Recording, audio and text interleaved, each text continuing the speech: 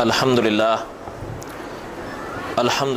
رب العالمین، الصلاۃ والسلام علی سید الانبیاء والمرسلین، اما بعد، اعوذ باللہ من الشیطان الرجیم، بسم اللہ الرحمن الرحیم۔ ان ابراہیم کان امۃ قانتا للہ حنیفا وَلَمْ يَكُ مِنَ الْمُشْرِكِينَ شَاكِرًا لِأَنْعُمِهِ اجْتَبَاهُ وَهَدَاهُ إِلَى صِرَاطٍ مُسْتَقِيمٍ۔ اما بعد،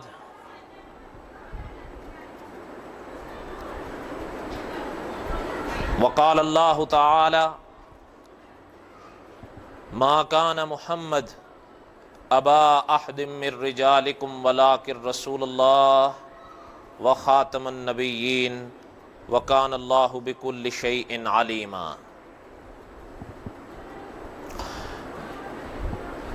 وقال النبی صلی اللہ علیہ وسلم العلماء ورثۃ الانبیاء، صدق اللہ العظیم وصدق رسولہ النبی الکریم، وَنَحْنُ عَلَى ذَلِكَ لَمِنَ الشَّاهِدِينَ وَالشَّاكِرِينَ وَالْحَمْدُ لِلَّهِ رَبِّ الْعَالَمِينَ۔ اللہم صلی علی محمد وعلی آل محمد کما صلیت علی ابراہیم وعلی آل ابراہیم انکا حمید مجید۔ اللہم بارک علی محمد وعلی آل محمد کما بارکت علی ابراہیم وعلی آل ابراہیم انکا حمید مجید۔ موقع کے مناسبت سے آج کا یہ درس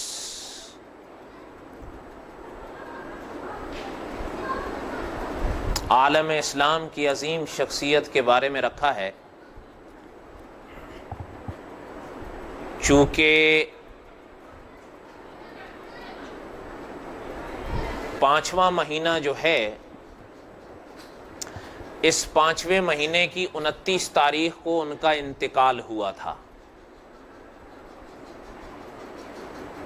تو خیال آیا بھئی چلیں، بعض دوستوں نے رائے دی کہ ان پر کچھ باتیں عرض کر دی جائیں،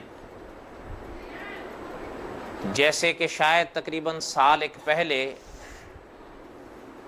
مولانا قاسم نانوتوی رحمۃ اللہ علیہ پر ایک درس ہوا تھا، اور جہاں تک اندازہ ہوا اس سے کافی لوگ استفادہ کیے اور کر بھی رہے ہیں، تو سوچ رہے ہیں چلیں حضرت کے متعلق کچھ باتیں، کچھ یادیں عرض کریں۔ امید ہے کوئی نہ کوئی بات اپنے پلے، کوئی نہ کوئی بات آپ کے پلے پڑ جائے۔ وہ شخصیت ہیں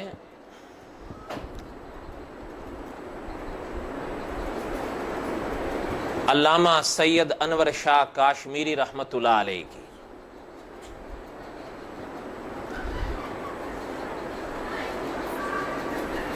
ابھی میں نے ایک آیت پڑھی ہے قرآن پاک کی، ان ابراہیم کان امۃ قانتا للہ حنیفا۔ ممکن ہے بعض حضرات سننے والے سمجھیں کہ اس موضوع کا اس آیت کے ساتھ کیا ربط ہے،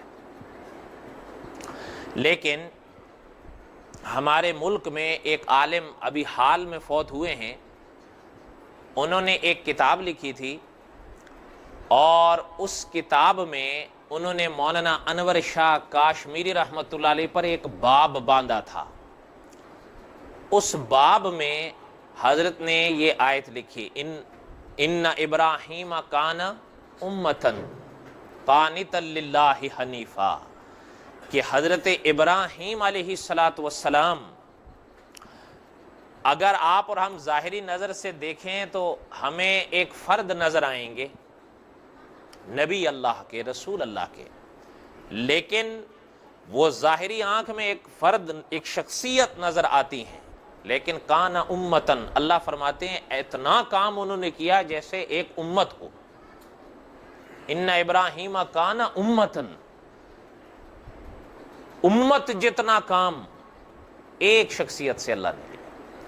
تو حضرت نے یہ عنوان قائم کر کے مولانا انور شاہ کاشمیری رحمۃ اللہ علیہ کے متعلق چند باتیں لکھی بغیر مثال کے، کیونکہ وہ تو حضرت ابراہیم تو اللہ کے پیغمبر تھے، انبیاء سے تو کسی کا مقابلہ نہیں ہوتا،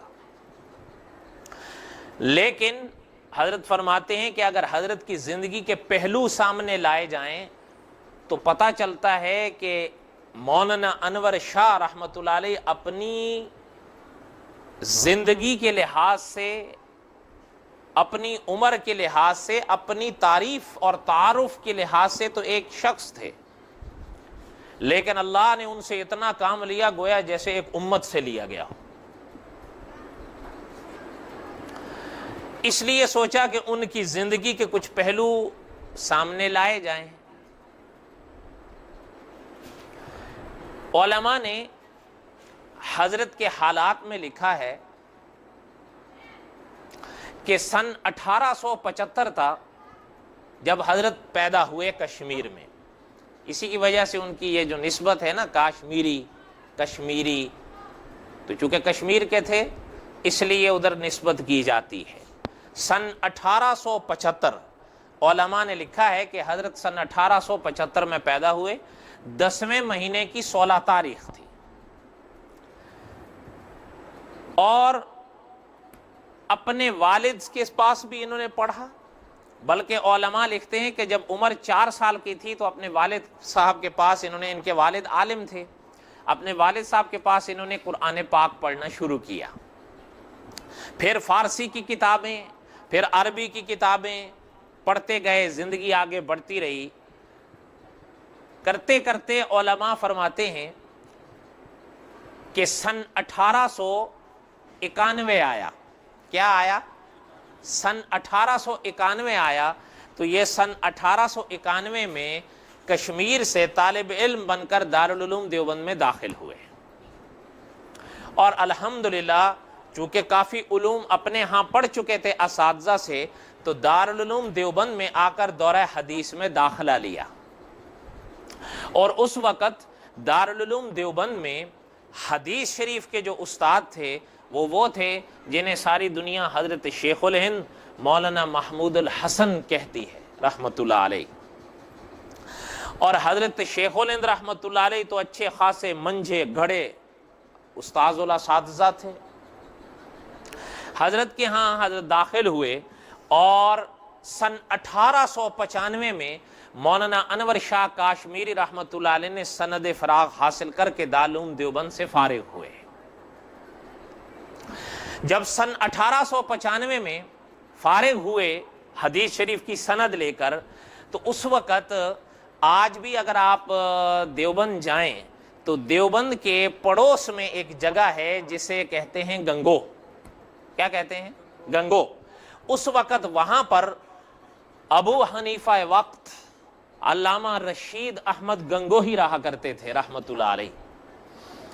حضرت دیوبند سے فارغ ہو کر مولانا رشید احمد گنگوہی رحمۃ اللہ علیہ کے ہاں آئے اپنے دل کی دنیا کو سنوارنے کے لیے، تاکہ ظاہری علوم کے ساتھ ساتھ باطنی علم بھی جاگے۔ اور یہ میں نے عرض کیا تھا شاید پہلے بھی کسی درسوں میں کہ علماء فرماتے ہیں کہ روح کا سنورنا بغیر کسی اہل اللہ کے ہاتھ میں ہاتھ دیے عادتاً ممکن نہیں ہے۔ حضرت آئے اپنی تربیت کے لیے مولانا رشید احمد گنگوہی کے پاس رحمۃ اللہ علیہ، اور جن حضرات نے مولانا رشید احمد گنگوہی رحمۃ اللہ علیہ کے حالات پڑھے ہیں وہ تو بہرحال جانتے ہیں کہ اللہ تعالیٰ نے ان کو کیا مقام بخشا تھا۔ آپ نے نام سنا ہوگا حضرت حاجی امداد اللہ مہاجر مکی رحمۃ اللہ علیہ کا، جو آج مکہ مکرمہ کے عظیم قبرستان جنت المعلی میں دفن ہے۔ مولانا رشید احمد گنگوہی رحمۃ اللہ علیہ، بعض اکابر نے یوں فرمایا کہ حضرت رشید احمد گنگوہی رحمۃ اللہ علیہ ایک سفر پر جا رہے تھے یا کوئی اور مقصد تھا، تو خیال آیا بھئی اس بستی سے گزر ہو رہا ہے، اس علاقے سے گزر ہو رہا ہے جہاں حضرت حاجی امداد اللہ مہاجر مکی رہتے ہیں، ابھی یہ حرم نہیں گئے تھے۔ تو حضرت ان سے پاس گئے ملاقات کے لیے. مولانا رشید احمد گنگوہی رحمۃ اللہ علیہ آئے حضرت حاجی امداد اللہ مہاجر مکی رحمۃ اللہ علیہ کے پاس ملاقات کے لیے. تو ملاقات جب کی تو حضرت حاجی امداد اللہ مہاجر مکی رحمۃ اللہ علیہ نے حضرت سے پوچھا کہ میاں کسی کے ہاتھ پر بیعت بھی ہو؟ تو حضرت نے فرمایا کہ نہیں حضرت میں تو کسی کے ہاتھ پر بیعت نہیں. فرمایا ہماری بیعت کر لو. اب وہ خاموش ہو گئے. تو حضرت نے فرمایا کہ حضرت میں بیعت تو ہو جاؤں لیکن یہ جو آپ ریاضتیں کراتے ہیں کرواتے ہیں یہ مجھ سے تو نہیں ہوتی. تو حضرت نے فرمایا بھائی میاں ہم تو کسی سے نہیں کہتے, آپ کو کیا اشکال ہے؟ حضرت نے فرمایا کہ اب اگر آپ کہیں جس طرح آپ کہتے ہیں کہ جی تہجد میں اٹھیے, کوئی بات نہیں, توجہ میری طرف ہے. فرمایا جس طرح آپ تہجد کے لیے اٹھاتے ہیں ممکن ہے میں نہ اٹھ پاؤں. اب آپ کے تو معمول ہیں اور آپ ان معمول پر عمل کرتے بھی ہیں کرواتے بھی ہیں. تو حضرت نے فرمایا کہ بھائی ہم تو کسی کو مجبور نہیں کرتے تہجد کے لیے, ہاں اگر کوئی اٹھ جاتا ہے تو ٹھیک ہے, بہرحال ہم آپ کو نہیں کہیں گے بیعت ہو لیجیے, ہم آپ کو نہیں کہیں گے کہ تہجد پڑھو. اب کوئی عذر تو نہیں چھوڑا حضرت نے. فرمایا جی ٹھیک ہے. تو حضرت رشید احمد گنگوہی رحمۃ اللہ علیہ حضرت حاجی امداد اللہ مہاجر مکی رحمۃ اللہ علیہ کے ہاتھ پر بیعت ہو گئی. اور بڑی عجیب بات ہے, یہ حضرت حاجی امداد اللہ مہاجر مکی رحمۃ اللہ علیہ کا وہ ہاتھ تھا کہ جن کے ہاتھ پر جہاں آپ حضرت رشید احمد گنگوہی رحمۃ اللہ علیہ بیعت کر رہے تھے, اسی ہاتھ کے اوپر مولانا قاسم نانوتوی رحمۃ اللہ علیہ نے بیعت کی تھی.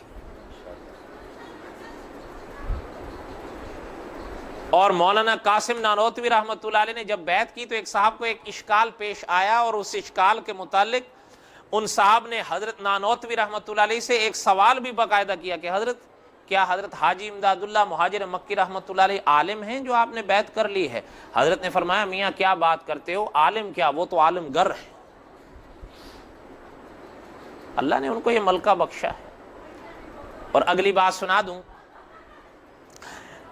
اکابر کے ہاں ایک بڑی عجیب بات ملتی ہے کہ ایک صاحب نے مولانا اشرف علی تھانوی رحمۃ اللہ علیہ سے پوچھا کہ حضرت آپ نے اتنی عظیم کتابیں لکھی, اتنی کتابیں لکھی, اور آج بھی اگر آپ حضرت رحمۃ اللہ علیہ کی کتابیں پڑھیں, حضرت کے خطوط پڑھیں, حضرت کے ملفوظات پڑھیں, علماء محققین کا فیصلہ یہ ہے کہ حضرت تھانوی رحمۃ اللہ علیہ کی کتابوں میں نہ علمی جھول ہے نہ عقلی جھول ہے. یہ عام بندے کا کام نہیں ہے. اس کے لیے ظاہر بات ہے کہ انہوں نے اپنی کتنی محنت کی ہوگی. تو سائل نے پوچھا کہ حضرت آپ نے خود کتنی کتابیں پڑھی ہوں گی؟ تو حضرت نے بڑا ایک علمی جواب ان کو بخشا. حقیقت کا انکار نہیں ہے, سمجھانے کا انداز ہے. فرمایا کہ میاں میں نے 3 کتابیں پڑھی ہیں جس کے صدقے میں یہ کتابیں لکھی ہیں. فرمایا حضرت 3 کتابیں؟ فرمایا ہاں, لیکن فرق ہے. آپ حضرات عام طور پر یہ کتابیں پڑھتے ہیں جو بولتی نہیں ہیں, آپ پڑھتے ہیں, لیکن فرمایا میں نے جو 3 کتابیں پڑھی ہیں وہ بولتی بھی ہیں, وہ سنتی بھی ہیں, وہ سناتی بھی ہیں. فرمایا حضرت بات, فرمایا دیکھو جو 3 کتابیں ہم نے پڑھی ہیں نا, وہ ایک حضرت حاجی امداد اللہ مہاجر مکی ہیں, ایک مولانا رشید احمد گنگوہی ہیں, ٹھیک ہے, اور ایک غالباً حضرت نانوتوی رحمۃ اللہ علیہ کا نام لیا. فرمایا کہ یہ 3 کتابیں ہیں جو ہم نے پڑھی ہیں, اور فرمایا کہ ان 3 شخصیات کی مجالس, چاہے وہ کتب کے لحاظ سے ہو چاہے وہ شخصیات کے لحاظ سے ہو, فرمایا ان 3 کی مجالس نے اس طرح اللہ کے کرم سے سنوارا ہے کہ اب ان 3 مجالس کا یہ صدقہ ہے جو تم پڑھ رہے ہیں. حضرت رشید احمد گنگوہی رحمۃ اللہ علیہ بیعت ہو گئے. بیعت ہونے کے بعد حضرت نے فرمایا اب وہاں رات کو رہنے لگے. جب تہجد کا وقت ہوا تو حضرت حاجی امداد اللہ مہاجر مکی رحمۃ اللہ علیہ کی خانقاہ میں جب تہجد کا وقت ہوا تو جو مریدین تھے وہ اٹھنے لگے تہجد کے لیے, وضو کر کے اپنے اپنے تہجد پڑھ رہے ہیں. حضرت کی آنکھ تو کھل گئی, تو لیٹے لیٹے خود فرماتے ہیں کہ احساس ہوا بھئی ہر لوگ کیا کہیں گے, اتنا بڑا عالم ہے, پڑھا ہوا ہے, لوگ پڑھ رہے ہیں, تو فرمایا بھئی اٹھ جانا چاہیے. اٹھ گئے. اٹھ کر وضو کیا اور نفل پڑھے. تو سویرے ہوئی تو حضرت کے پاس آ گئے, کہنے لگے حضرت بات وہی ہوئی نا. تو حضرت حاجی صاحب رحمۃ اللہ نے فرمایا کیا بات ہے؟ کہنے لگے دیکھیں آپ نے فرمایا تھا کہ مجھے تہجد کے لیے نہیں اٹھایا جائے گا. تو فرمایا ہوا کیا؟ فرمایا دیکھیے میں نے تہجد پڑھی ہے. تو فرمایا میاں بھائی پڑھی ہے تو بات یہ ہے ہم نے تو آپ سے نہیں کہا پڑھو, وہ تو اس ماحول اور اس صحبت کا اثر تھا کہ جہاں اللہ نے ان کو توفیق دی اللہ نے آپ کو بھی توفیق دے دی, ہم نے تو نہیں اصرار کیا تھا کہ اٹھو. اب وہ خاموش ہو گئے, خاموش ہو گئے. علماء نے قصہ مختصر یہ ہے, مفتی تقی عثمانی صاحب بھی لکھتے ہیں 42 دن حضرت کی صحبت میں رہے. حضرت حاجی امداد اللہ مہاجر مکی رحمۃ اللہ علیہ کی صحبت میں 42 دن رہے. 42 دن کے بعد اب حضرت کی خانقاہ سے جانے کی اجازت مانگی تو حضرت نے فرمایا کہ اب آپ کو اجازت بھی دیتے ہیں, اب آپ کو خلافت بھی دیتے ہیں. 42 دن کے بعد, جہاں پہلے 42 دن پہلے مرید بن کے داخل ہوئے تھے, 42 دن کے بعد خود پین بن کے باہر آئے. اور علماء نے ایک بڑی عجیب بات لکھی ہے کہ حضرت حاجی امداد اللہ مہاجر مکی رحمۃ اللہ علیہ نے ایک بار خط لکھا مولانا رشید احمد گنگوہی رحمۃ اللہ علیہ کو. حضرت حاجی امداد اللہ مہاجر مکی رحمۃ اللہ علیہ کی زندگی کا پھر بعد کا حصہ حرم میں گزرا. حضرت واپس تشریف, حضرت کو خط لکھا اور اس خط میں حضرت حاجی امداد اللہ مہاجر مکی رحمۃ اللہ علیہ نے مولانا رشید احمد گنگوہی رحمۃ اللہ علیہ سے حال پوچھا کہ آپ کا حال کیا ہے. یاد رکھیے گا مرشد جو سوال کرے اس کا صحیح جواب دینا چاہیے. یہاں ریا ویا کا کوئی مسئلہ نہیں ہے. کوئی آپ سے ڈاکٹر سوال کرے اس کو صحیح جواب دینا چاہیے یا نہیں. ماں باپ کوئی سوال کریں ان کو صحیح جواب دینا چاہیے. بعض اکابر نے فرمایا ہے, تجربہ یہ ہے, بعض اکابر نے فرمایا ہے, فہم یہ ہے کہ 3 لوگ ایسے ہیں جن سے کچھ نہیں چھپانا چاہیے. 3 رشتے ایسے ہوتے ہیں جن سے کچھ نہ چھپانا چاہیے. فرمایا ایک ہوتا ہے ماں باپ کا رشتہ, ایک ہوتا ہے ڈاکٹر اور مریض کا رشتہ, اور فرمایا ایک ہوتا ہے اکابرین کا رشتہ کہ جن کے ہاتھ پر بیعت ہو, اگر وہ کوئی سوال کرتے ہیں یا آپ کے اندر کوئی مرض پیدا ہو رہا ہے تو ان کو بتانے میں بخل مت کرو. سمجھ رہے ہیں؟ حضرت نے پوچھا ان سے آپ کا حال کیا ہے. ان دنوں میں علماء نے فرمایا کہ ایک عجیب حال طاری رہتا تھا حضرت رشید احمد گنگوہی پر رحمت اللہ علیہ. تو حضرت نے جو خط لکھا نا حضرت کو, تو مولانا تھانوی رحمت اللہ علیہ فرماتے ہیں کہ حضرت رشید احمد گنگوہی رحمت اللہ علیہ نے اس خط میں لکھا کہ حضرت حال یہ ہے کہ الحمدللہ اللہ کی عنایت, اللہ کا کرم ان پر. فرمایا حضرت اب شریعت طبیعت بن گئی ہے, اور فرمایا شریعت طبیعت بن گئی ہے, کسی کی تعریف کرنے سے کسی کی مذمت کرنے سے طبیعت پر اب کوئی اثر نہیں پڑتا. اور فرمایا کہ دین کے مسئلے کے بارے میں کوئی مسئلہ ایسا نہیں ہے جس کے بارے میں ذہن میں کوئی شک یا اشکال پیدا ہو. حضرت تھانوی رحمۃ اللہ علیہ فرماتے ہیں جب حضرت حاجی امداد اللہ مہاجر مکی رحمۃ اللہ علیہ کو حضرت کا یہ جواب ملا, حضرت نے اللہ کی تعریف کر کے وہ خط سر پر رکھ لیا اور فرمایا اللہ یہ مقام تو آج تک ہمیں بھی نصیب نہیں ہوا ہے. یہ حضرت کے الفاظ تھے.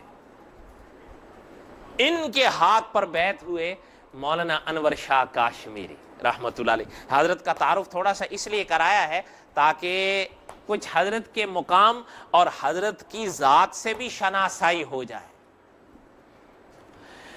حضرت انور شاہ کاشمیری رحمت اللہ علیہ ان کے ہاں اپنی تربیت کرتے رہے, کرواتے رہے.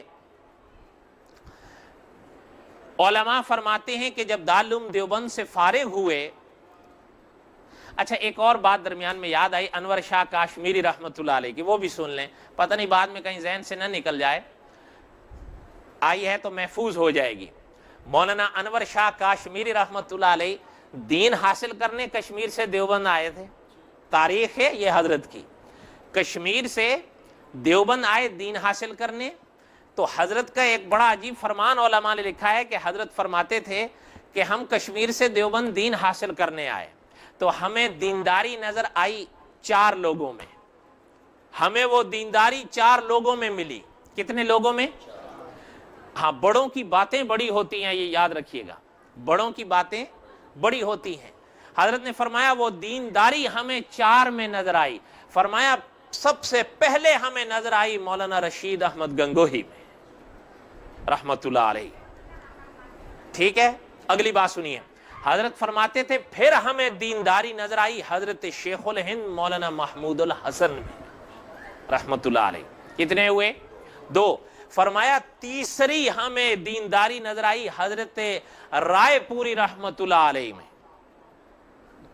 یہ حضرت رائے پوری رحمت اللہ علیہ کون سے ہیں؟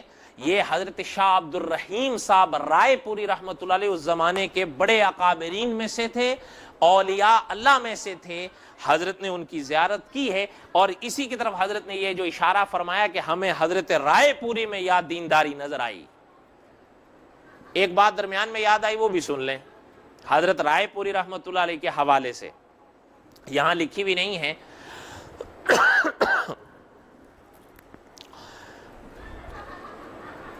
مرزا غلام احمد قائدینی سن 1908 میں مرا. اس کا پہلا جانشین، پہلا کرتا دھرتا اس کی جماعت کا بنا کون؟ نور الدین بھیروی. کیا نام تھا؟ یہ مرزا قائدینی کے بعد اس جماعت کا پہلا، سمجھ گئے نا آپ؟ 6 سال مرزا قائدینی کے بعد 6 سال اس نے جماعت کو سنبھالا ہے. اور بہرحال خوبی مان لینی چاہیے، امین صاحب رحمۃ اللہ علیہ فرمایا کرتے تھے چاہے وہ کسی میں بھی ہو، علماء نے جہاں تک اس کو دیکھا ہے، اس کو سمجھا ہے، علماء نے بہرحال اس چیز کا اعتراف کیا ہے کہ علم تھا اس کے پاس. اور بلکہ بعض علماء نے تو یہ تحقیق پیش کی ہے کہ کہیں کہیں جو علمی کروٹیں مرزا قائدینی نے لی ہیں نا، دراصل ان کروٹوں کے پیچھے ڈور اس کی تھی، اس کے بس کا روگ نہیں تھا. بعض اکابر کی تو تحقیق یہ ہے کہ سنانے کی بات کون سی ہے، اس کا ذکر پتہ کیا ہے؟ علماء نے ایک بڑی عجیب بات لکھی ہے، سنیے گا.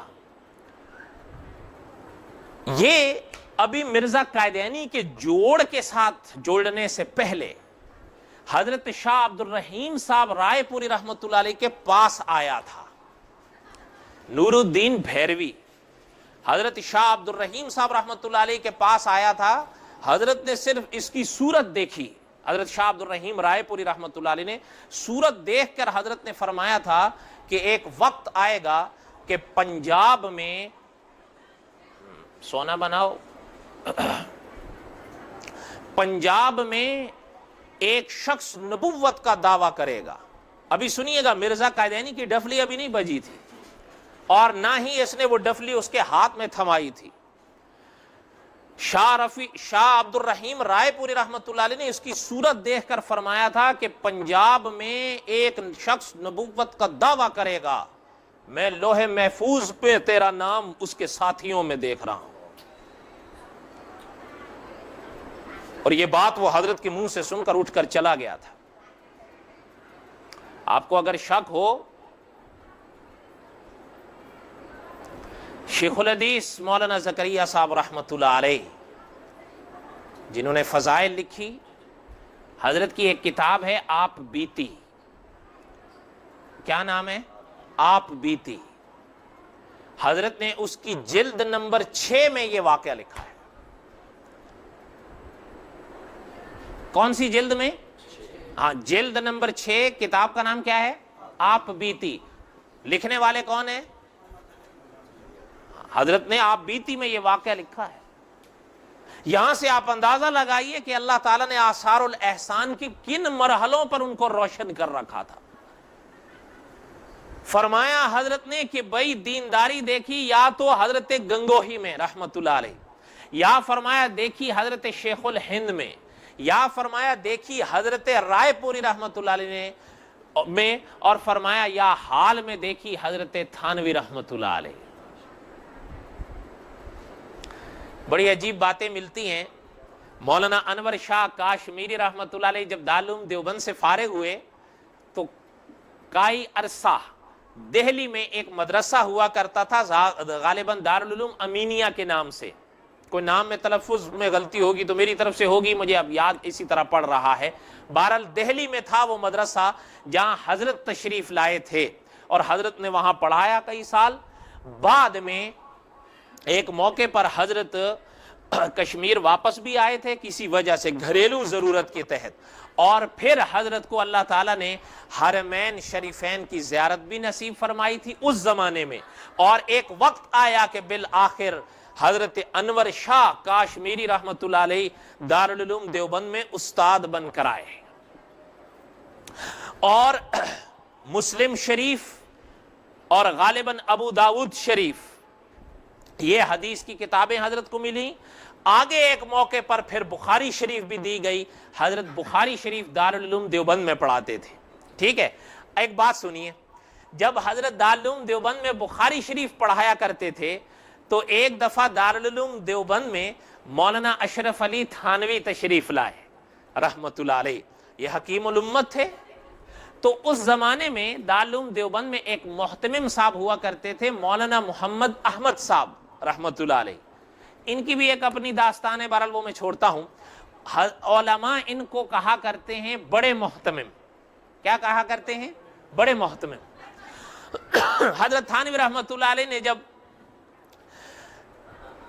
فارغ ہوئے تو اجازت چاہیے حضرت سے کہ ہمیں اجازت دیں، تو حضرت نے فرمایا محتمم صاحب نے کہ حضرت یہ دارالعلوم آپ کی سرپرستی میں چلتا ہے، آپ کی نگرانی میں چلتا ہے، آپ کی دعاؤں سے چلتا ہے، ہم چاہتے ہیں کم از کم آپ مولانا انور شاہ کاشمیری رحمت اللہ علیہ کے درس میں ایک بار بیٹھ تو جائیں کہ حضرت کیسے پڑھا رہے ہیں۔ تو فرمایا بالکل بالکل۔ اب حضرت انور شاہ کاشمیری رحمت اللہ علیہ اس موقع پر بخاری پڑھا رہے تھے کہ حضرت تھانوی رحمت اللہ علیہ آ کر طلباء میں بیٹھ گئے۔ یہ بڑی سعادت کی بات ہوتی ہے۔ ایک بات عرض کر دوں، ہمارے جو لوگ ایک بار فارغ ہو جاتے ہیں نا، وہ کسی چیز سے بھی فارغ، وہ پورے فارغ ہو جاتے ہیں۔ اسکول سے فارغ، تبلیغ سے فارغ، مدرسے سے فارغ ہو گئے، قرآن سے فارغ، ہر چیز سے فارغ ہو جاتے ہیں، وہ پھر سیکھنے کی کوشش کبھی نہیں کرتے، اور یہ سب سے بڑا جھول ہے۔ حالانکہ آپ اور ہم سب تقلید کرتے ہیں امام اعظم ابو حنیفہ رحمت اللہ علیہ کی۔ حضرت کی بڑی عجیب و غریب باتیں ملتی ہیں۔ حضرت سے ایک دفعہ ایک صاحب نے پوچھا کہ حضرت یہ بات دل کی لوح پر لکھ کر لے جاؤ کہ حضرت آپ کا مقام دیکھتے ہیں تو حیران ہوتے ہیں کہ اللہ پاک نے آپ کو یہ مقام اتنا ماشاءاللہ بڑا بخشا ہے، ظاہری طور پر آپ نے اس کے لیے کیا عمل اختیار فرمایا؟ بات سمجھ میں آ رہی ہے؟ کوئی چھوٹی سی بات نہیں ہے۔ میں نے ایک جمعے میں ایک بات عرض کی تھی، میرے خیال میں 2 یا 3 جمعے پہلے،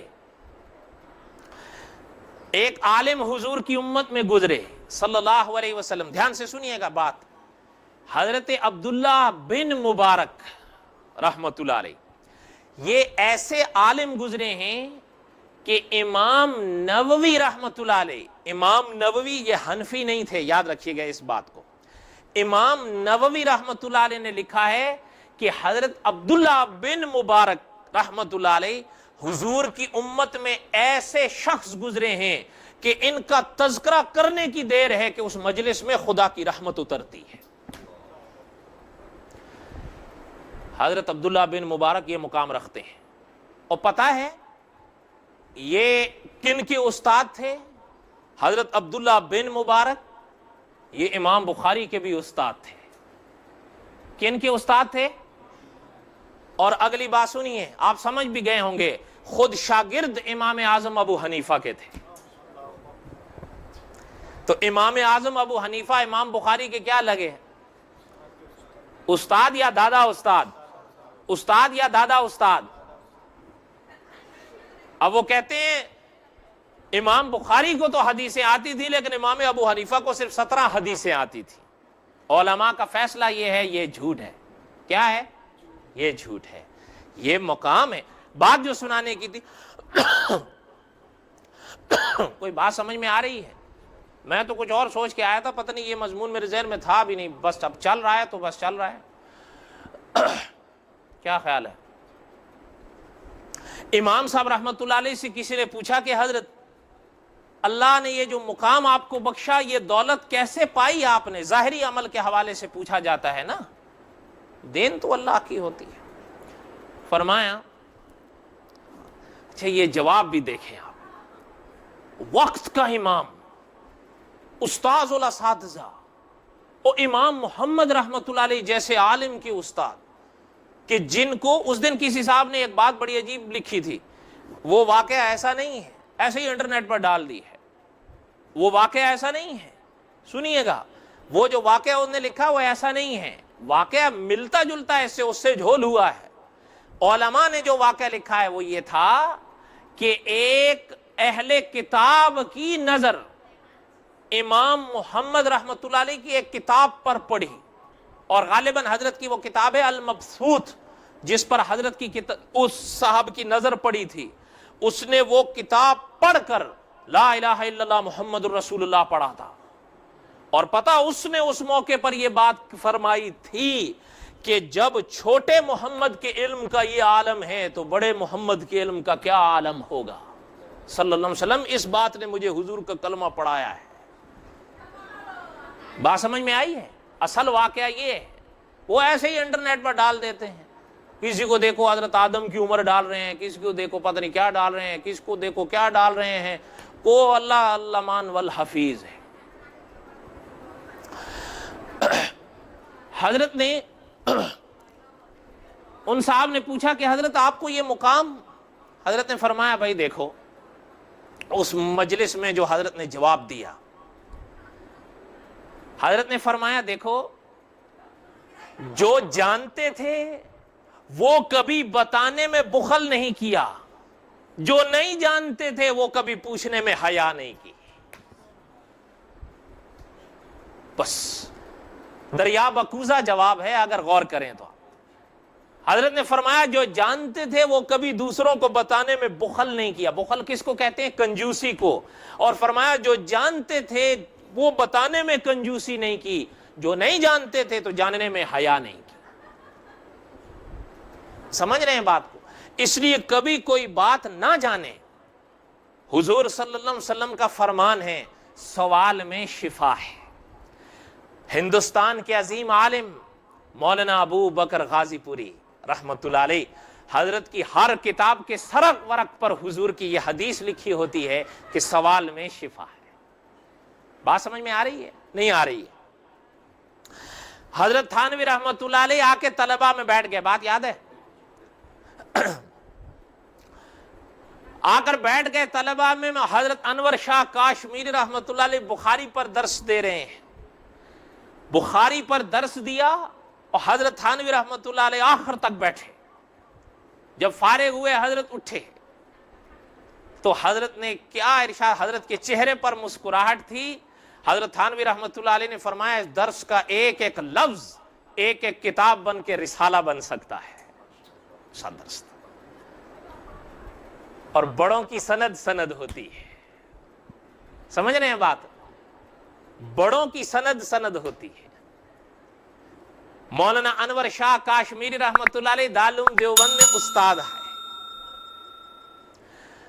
پڑھانے لگے، پڑھا رہے ہیں۔ اب حضرت کی زندگی کے تو بڑے عجیب و غریب واقعات ہیں۔ میں آپ کو حضرت کی زندگی کا ایک آخری واقعہ سناتا ہوں، کیونکہ سارے گوشے تو نہیں سنائے جا سکتے، لیکن وہ ایک سنا دیتا ہوں جس سے عام طور پر لوگ واقف نہیں ہیں۔ کہیں تو سنا دوں، اور انشاءاللہ وہ پورا بھی ہو جائے گا، پونا گھنٹہ بہت ہے، 3 بجے تک وہ پورا ہو جائے گا۔ دھیان سے اس واقعے کو سنیے۔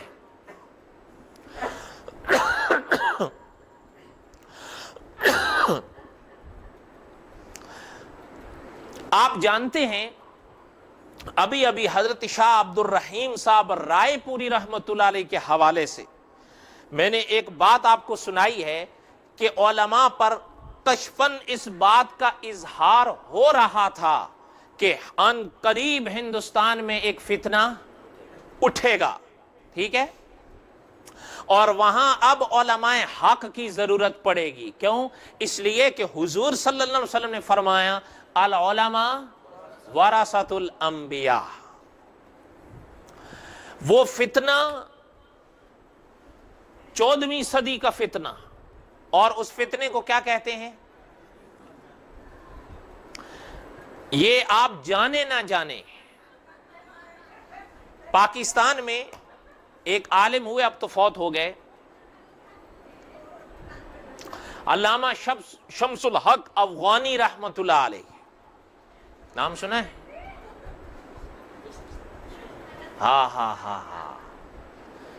یہ ایسے صاحب علم تھے کہ علماء فرماتے تھے کہ اگر سورۃ فاتحہ پہ درس دینے بٹھا دو، پوری سورہ فاتحہ میں 1 سال میں درس دیتے. اس واقعے کے علامہ شمس الحق افغانی رحمت اللہ علیہ راوی ہیں. راوی سمجھتے ہیں آپ کہ یہ واقعہ انہوں نے بیان کیا کہ مولانا انور شاہ کاشمیری رحمت اللہ علیہ کی زندگی کے آخری ایام کا وہ واقعہ ہے. وہ میں آگے سناؤں گا، لیکن اس موقع پر حضرت انور شاہ کاشمیری رحمت اللہ علیہ کا جو جملہ ملتا ہے نا، وہ ذہن میں ابھی ذہن نشین کریے کہ حضرت نے فرمایا تھا میں نے تاریخ اسلام کا مطالعہ کیا ہے، لیکن تاریخ اسلام میں اتنا بڑا کوئی فتنہ آج تک نہیں اٹھا جتنا یہ ہے.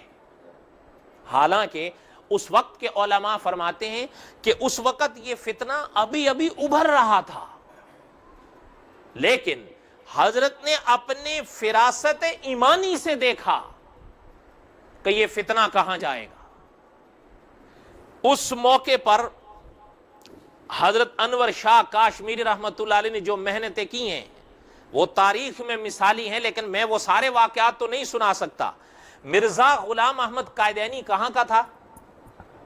قادیان کا. آپ کو پتا ہے مولانا انور شاہ کاشمیری خود قادیان آئے تھے، وہ ایک واقعات ہیں. میں آپ کو ایک واقعہ سناتا ہوں، وہ ذہن میں رکھیے. جب یہ فتنہ اٹھ رہا تھا اور پھیلتا جا رہا تھا، ایک موقع علماء حق اپنے لحاظ سے، زبان سے، قلم سے، ہاتھ سے، ہر لحاظ سے، مال سے، جان سے، جس طریقے سے بھی ان سے بن پڑ رہا تھا، علماء اس فتنے کا مقابلہ کر رہے تھے. اس سے پہلے میں آپ کو ایک حدیث سناتا ہوں. آپ نے نام سنا ہوگا، حدیث شریف کی ایک کتاب ہے مشکات شریف. مدارس میں جو نصاب پڑھایا جاتا ہے طلباء کو، جس نصاب کو پڑھ کر طالب علم عالم بنتا ہے، اس نصاب کو کیا کہتے ہیں؟ درس نظامی. اس درس نظامی کے اندر بھی یہ شامل ہے مشکات شریف. مشکات شریف کے آخری صفحے پر یہ حدیث ہے حضور صلی اللہ علیہ وسلم کی. یاد رکھو گے، حضور صلی اللہ علیہ وسلم نے فرمایا کہ میری امت میں ایک قوم آئے گی. حضور کے الفاظ پر غور کریں، پتہ چل رہا ہے کہ وہ قوم حضور کی حیات میں نہیں، بعد میں آئے گی. حضور نے فرمایا میری امت میں، اور یہاں سے بھی پتہ چل رہا ہے کہ وہ حضور کی ہی. حضور نے فرمایا میری امت میں ایک قوم آئے گی، لیکن سنیے گا حضور صلی اللہ علیہ وسلم نے کیا فرمایا. حضور صلی اللہ علیہ وسلم نے فرمایا کہ لہم اجرہ مثل اولہم، کہ ان کو جو اجر ملے گا وہ کریں گے تو اپنے دور میں، لیکن ثواب ان کو صحابہ کے دور کا ملے گا.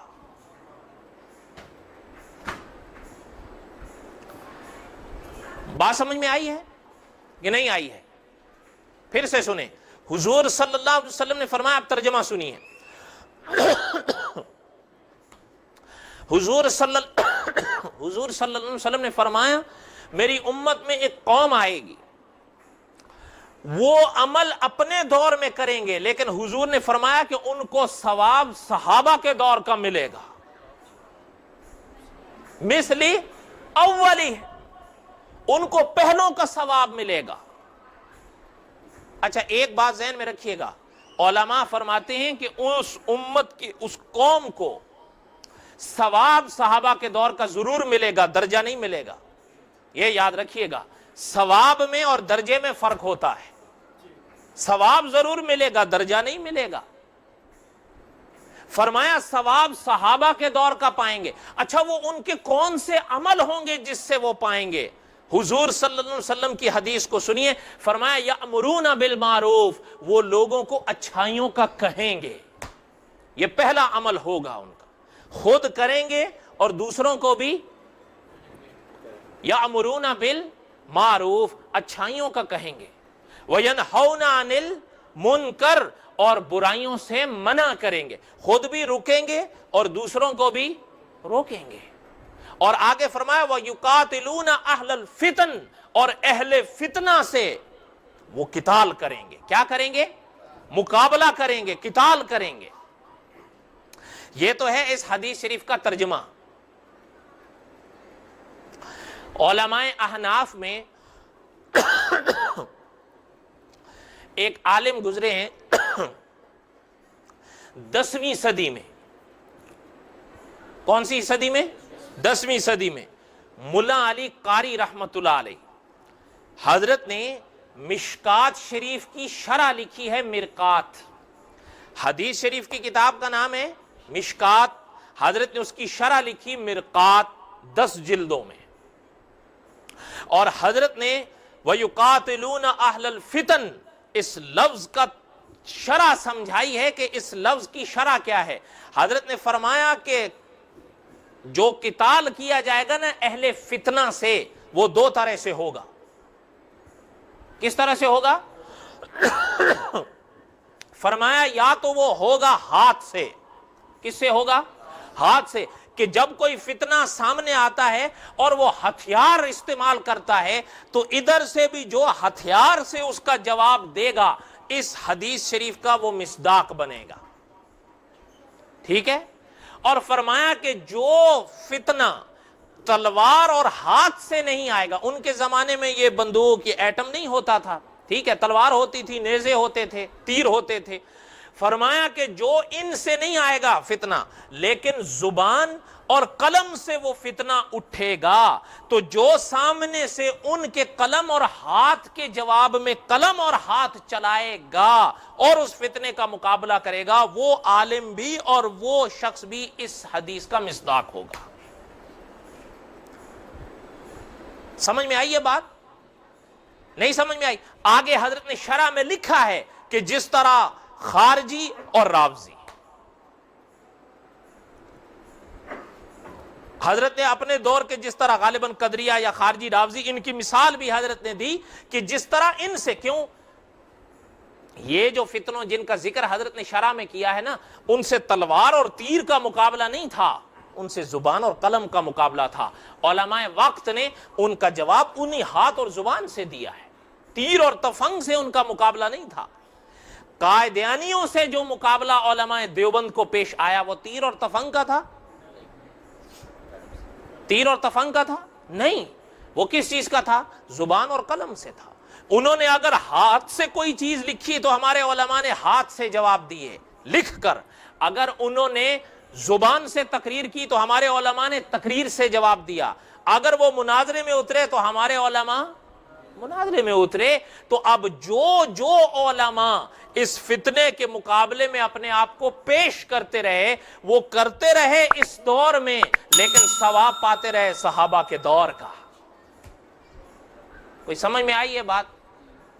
یہ ابھی بھی نہیں آئی ہے؟ آپ ذرا سنیے گا اس بات کو. حضرت نے اس مجلس میں بڑی عجیب بات فرمائی. پتہ ہے علامہ شمس الحق افغانی رحمت اللہ علیہ فرماتے ہیں یہ حضرت کی زندگی کا آخری دور تھا، انور شاہ کاشمیری رحمت اللہ علیہ کا. آپ نہیں جانتے حضرت کو آخر دور میں بواسیر ہو گئی تھی، اور وہ اتنی شدید تھی کہ علماء فرماتے ہیں سیروں کے حساب سے حضرت کو خون آتا تھا، سیروں کے حساب سے.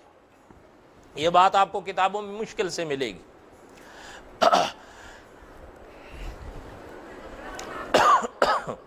بات سمجھ میں آ رہی ہے؟ حضرت نے علماء کو بلایا دیوبند کی مسجد میں. اس حال میں بھی حضرت ساری ساری رات ٹہلتے تھے، نیند نہیں آتی تھی انہی کی فکر میں۔ حالانکہ میں نے ابھی کہا کہ اس دور کی تاریخ کو پڑھیں، یہ ابھی تو نکل رہے تھے، ابھی وہ موقع نہیں آیا تھا، لیکن حضرت کے سامنے اس کا وہ الہام تھا کہ ہم تیری تبلیغ کو دنیا کے کناروں تک پہنچائیں گے۔ حضرت سمجھ رہے تھے کہ اس الہام کے پیچھے کون سی طاقت کام کر رہی ہے، یہ الہام آسمانوں کا نہیں ہے۔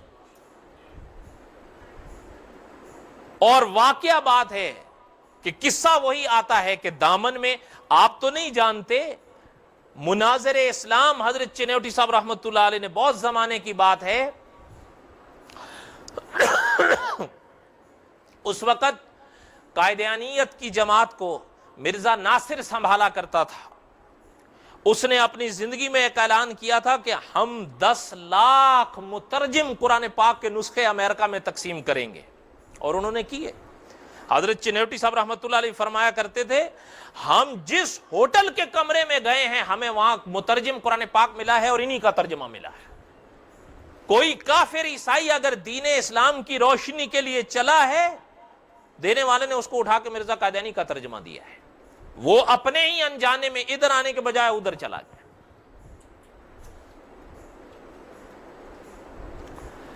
حضرت سمجھ پا رہے تھے کہ حضرت نے علماء کو بلایا دارالعلوم دیوبند کی مسجد میں، پالکی میں حضرت کو لایا، حضرت چل نہیں سکتے تھے، پالکی سمجھتے ہیں آپ؟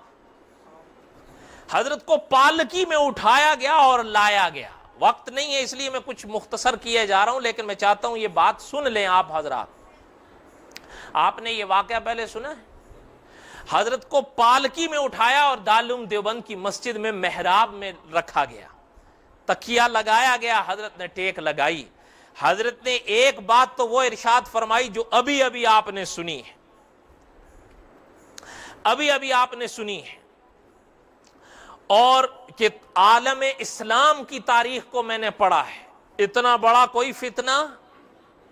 اور پتہ ہے حضرت نے اس موقع پر جو بات سناؤں نا آپ کو، علماء فرماتے ہیں حضرت نے دوسری بات یہ ارشاد فرمائی کہ جو شخص اس مرحلے پر دین اسلام کے دفاع میں اپنے آپ کو پیش کرے گا، چاہے مال کے لحاظ سے چاہے جان کے لحاظ سے، حضرت نے فرمایا جتنی خوشی حضور کو اس امتی کے اس عمل سے ہوگی کسی عمل سے نہیں ہوگی۔ اور علامہ شمس الحق افغانی رحمت اللہ علیہ فرماتے ہیں پھر حضرت جوش میں آئے اور حضرت نے فرمایا کہ جو شخص اس عقیدے کی تحفظ اور اس فتنے کے لیے راہ میں نکلے میں اس کے جنت کی ضمانت دیتا ہوں۔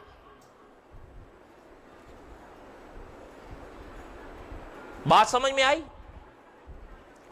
یہ حالات چل رہے تھے کہ مولانا اسیر ادروی لکھتے ہیں فیصلہ کن گھڑی آ گئی، فیصلہ کن گھڑی آ گئی۔ یہ صاحب سونا بنا رہے ہیں، ان کو جگا دو۔ حضرت چنیوٹی صاحب کے درس میں کوئی ایسا سوتا تھا نا، حضرت اس کو کھڑا کر دیتے تھے، وہ بیٹھنے نہیں دیتے تھے، لیکن یہ مناسب نہیں ہوتا، اور آپ بھی ٹیک لگا کے چھوڑ دو۔ اتنے ینگ اگر سو جاؤ گے تو پیچھے اور کیا رہے گا؟ بھئی کوئی بوڑھا سو جائے تو ہم تعویل بھی کر لیں گے، ینگوں کو تو نہیں سونا چاہیے۔ فرمایا فیصلہ کن گھڑی آ گئی۔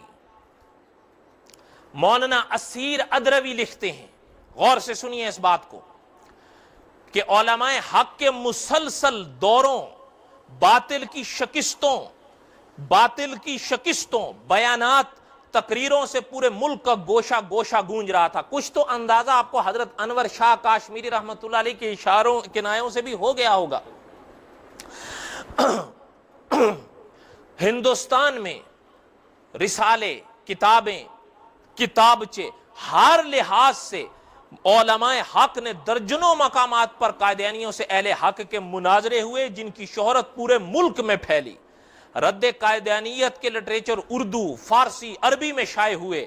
اس طرح قائدیانیت کو بے نقاب کرنے میں علماء حق نے کوئی کوتاہی نہیں کی، لیکن ضرورت اس بات کی تھی کہ عدالت کے ذریعے بھی قائدیانیوں کے بارے میں ایک فیصلہ لیا جاتا۔ سمجھ رہے ہیں؟ کہ نہیں سمجھ رہے ہیں؟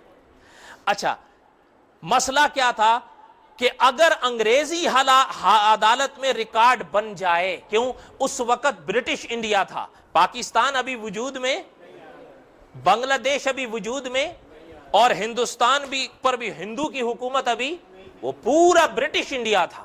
عدالتیں کن کے ماتحت تھیں؟ اگر انگریزی عدالت میں ریکارڈ بن جائے تو یہ ایسا کارنامہ ہوگا جو کسی کے مٹائے مٹ نہ سکے گا۔ ایسا ہی ہے یا نہیں کہ اللہ کی عنایت سے وہ موڑ آ گیا؟ وہ کیسے آیا؟ سنیے گا۔ مولانا انور شاہ کاشمیری رحمت اللہ علیہ دارالعلوم دیوبند سے ایک وجہ سے رخصت ہو کر خود ڈھابیل چلے گئے تھے۔ ڈھابیل کہاں؟ ڈھابیل چلے گئے تھے۔ کیوں چلے گئے تھے؟ اب میں وہ قصہ چھوڑتا ہوں، وہ آپ سب کے حضرات کے جاننے سے کوئی اتنا وہ بھی نہیں ہے۔ حضرت کی وہ بات نظم کے متعلق تھی۔ کس کے متعلق تھی؟ نظم۔ وہ اتار چڑھاؤ آ جاتا ہے۔ حضرت ڈھابیل چلے گئے۔ حضرت کی وہاں پر جب طبیعت بھی خراب ہوئی، لیکن کسی ضرورت کے تحت واپس دیوبند تشریف لائے تھے، جس موقع کا میں آپ کو واقعہ سنانے چلا ہوں۔ دیوبند میں آئے ہوئے تھے اور بیماری ان کی ذہن نشین کریں کہ شیروں کے حساب سے خون آ رہا تھا۔ وہ دیوبند میں ہی تھے اور طبیعت بالکل ناساز تھی۔ بڑی عجیب بات ہے، وہ بھی سن لیں، پتہ نہیں رہ نہ جائے۔ جب بیمار تھے دیوبند میں تو ان کی بیمار پرسی کے لیے دارالعلوم دیوبند سے آئے شیخ الاسلام شبیر احمد عثمانی رحمت اللہ علیہ۔ پتہ ہے حضرت فرماتے ہیں کہ اس حال میں بھی میں جب کمرے میں داخل ہوا نا تو کتاب کھول کے بیٹھے اور پڑھ رہے ہیں۔ فرمایا کہ اب کہ میں بیٹھا، دعا سلام کے بعد میں نے عرض کیا کہ حضرت یہ کیا کر رہے ہیں؟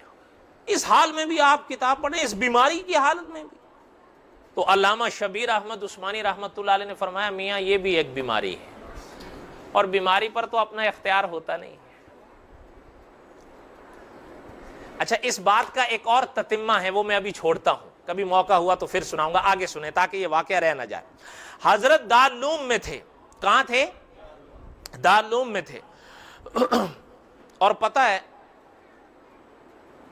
یا کہہ دیں تو وہ تتمہ سنا دوں، بات کا جوڑ تو ہے، سنا دوں۔ علامہ شبیر احمد عثمانی رحمت اللہ علیہ فرماتے ہیں کہ اس موقع پر حضرت نے فرمایا کہ میں نے درسی کتابوں کے سوا کبھی کوئی کتاب ایک بار پڑھنے کے بعد دوبارے نہیں پڑھی ہے۔ ہاں، 2 کتابیں دوبارے پڑھی میں نے۔ وہ کیوں پڑھی؟ سوال آتا ہے، سوال آتا ہے نا۔ فرمایا 2 کتابیں پھر پڑھی میں نے۔ کیوں پڑھی؟ اور پتہ ہے علماء نے تحقیق کی ہے، ایک ایک دن میں 200 صفحہ پڑھتے تھے، اور پھر سے جو پڑھ رہے تھے، وہ پھر سے پڑھنے کی وجہ بھی مرزا غلام احمد قادیانی تھا۔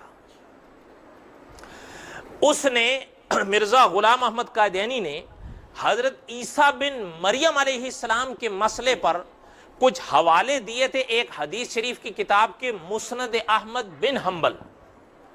یہ حدیث شریف کا بڑا ایک عظیم ذخیرہ ہے، اور اس زمانے میں تو اب وہ مبوب ہے، اس زمانے میں وہ مبوب بھی نہیں تھا، لیکن حضرت نے اس کی ان اطلاعات سے پہلے اس کا مطالعہ کیا تھا۔ لیکن جب اس نے مسند احمد بن حنبل کے حوالے دیے تو حضرت نے فرمایا پھر پوری مسند احمد بن حنبل دوبارے پڑھی میں نے، تاکہ مجھے پتا چلے، اور جتنی پڑھی اس پوری احادیث شریفہ، احادیث طیبہ کی کتاب میں حضرت عیسیٰ بن مریم پر جتنی حدیثیں بکھری ہوئی تھی نا، حضرت نے ساری ورق پر اکٹھی کی، اور پھر وہ ورق مستقل کتاب بنے۔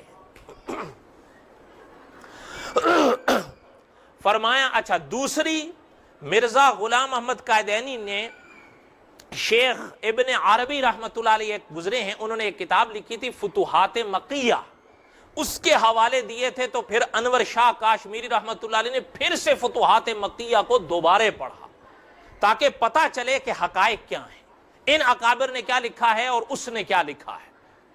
بات سمجھ میں آ رہی ہے؟ پتہ چل رہا اس بیماری کے ایام میں بھی یا ان مصروفیات کے ایام میں بھی اگر ان پر کوئی پریشانی سوار تھی تو وہ اس عقیدہ ختم نبوت اور اس فتنہ قادیانیت کے حوالے سے تھی. بات سمجھ میں آ رہی ہے نہیں آ رہی ہے؟ جب یہاں صورت حال یہ رہی، حضرت دیوبند میں بہاولپور میں ایک واقعہ پیش آیا. کیا ایک واقعہ پیش آیا؟ کہاں پیش آیا؟ بہاولپور. یہ مسلم ریاست تھی، اس کی بھی ایک اپنی تاریخ ہے، میں اس کو چھوڑتا ہوں. سنیے، مولانا اسیر ادروی لکھتے ہیں کہ بہاولپور ایک مسلم ریاست تھی. وہاں کے ایک شہر احمد پور شرقیہ بہاولپور میں ایک واقعہ پیش آیا. اس شہر میں ایک لڑکی رہتی تھی، ان کا نام تھا عائشہ. کیا نام تھا؟ عائشہ. ان کے والد کا نام تھا الہ بخش. کیا؟ الہ بخش. ان کی شادی کا ایک مسئلہ چلا. ٹھیک ہے، کچھ باتیں ایسی ہیں میں وہ آپ کو وضاحت کے لیے بتاتا جاؤں تاکہ اگلا واقعہ بھی آپ کو سمجھ میں آتا جائے. ان کی شادی کا مسئلہ چلا. ہر گھر میں جہاں بچی ہوتی ہے والدین کے لیے یہ مسئلہ پیدا ہوتا ہے. ان کے والد نے ایک شخص سے ان کا نکاح کرایا. اس کا نام تھا عبد الرزاق. کیا نام تھا؟ عبد الرزاق. اللہ تعالیٰ اپنی حفاظت میں رکھے. وہ نکاح کے وقت نہیں، شادی اور نکاح کے کچھ عرصہ بعد قائدینی ہو گیا. وہ عبد الرزاق جو تھا، اب وہ قائدینی ہوا لیکن نکاح کے موقع پر نہیں ہوا جو یہ مسئلہ چھڑتا. اس وقت تو مسلمان تھا، بعد میں ہوا وہ. اچھا، جب قائدینی ہو گیا تو مسلمان رہا؟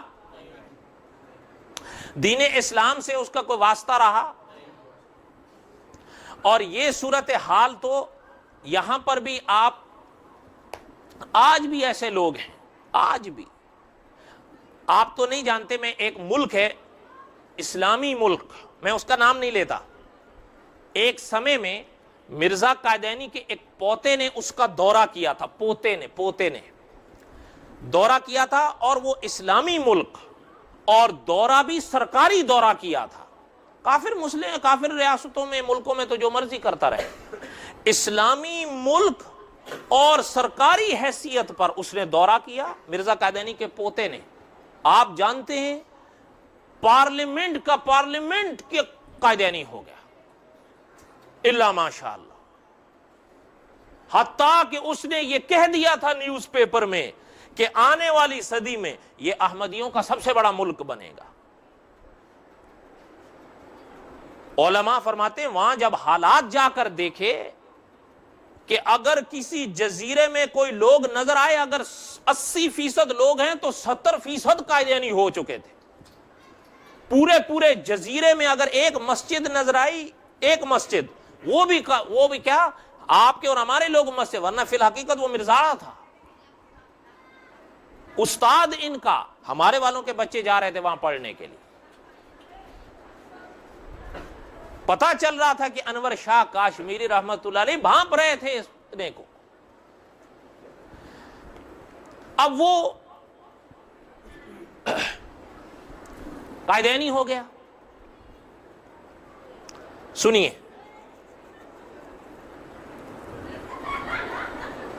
اس لیے جب وہ قائدینی ہوا تو یہاں تو آپ بھی بات سمجھ سکتے ہیں کہ یہ سوال تو پیدا ہو گیا اس لڑکی کے لیے کہ میرے نکاح کا کیا مسئلہ ہے. اب اللہ تعالیٰ کی عنایت سے اللہ تعالیٰ نے ان کو شعور بخشا ہوا تھا، ان کو احساس ہوا، انہوں نے اس چیز کو سمجھا کہ میرا نکاح اس شخص کے ساتھ ٹوٹ چکا ہے. وہ اس کو چھوڑنے کے لیے راضی نہیں تھا، لیکن جب نکاح ٹوٹ جائے نا، اس کے بعد جو ملاپ ہوتا ہے وہ زنا ہو سکتا ہے. یاد رکھیے گا، وہ جمع کبھی نہیں ہوتا. سمجھ رہے ہیں؟ وہ جو نکاح ٹوٹ گیا سو ٹوٹ گیا، لیکن اس لڑکی کو اس چیز کی اس نے اس کو پاس نہیں آنے دیا کہ بھائی میں حضور صلی اللہ علیہ وسلم کو اس دھرتی پر خدا کا آخری رسول مانتی ہوں. تم حضور صلی اللہ علیہ وسلم کے بعد مرزا غلام احمد قائدینی کی نبوت کے قائل ہو گئے ہو، ہمارا تمہارا رشتہ ٹوٹ چکا ہے. کیوں؟